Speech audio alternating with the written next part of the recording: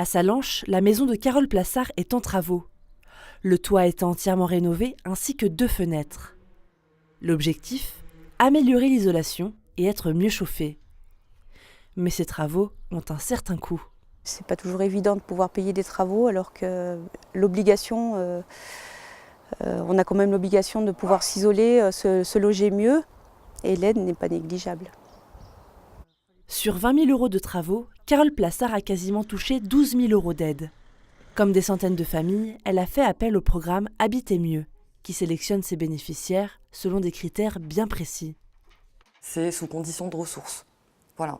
Donc, il y a cette première condition. Et la deuxième condition, c'est que les travaux doivent permettre d'avoir un gain énergétique de plus de 25%. Ça, c'est le technicien qui le calcule en venant sur place en fonction des travaux. En fait, il fait un diagnostic thermique. Et donc, en fonction des travaux prévus, ça donne des gains pour chaque poste. Et pour les subventions, donc, c'est 25% de gain énergétique minimum. L'objectif de ce programme, améliorer 320 logements sur 5 ans.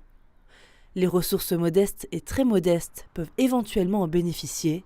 Au-delà de l'isolation, d'autres travaux sont possibles, comme l'amélioration du système de chauffage ou le remplacement de la chaudière. C'est relativement simple puisqu'ils nous contactent soit en venant en permanence, soit par téléphone, soit par mail.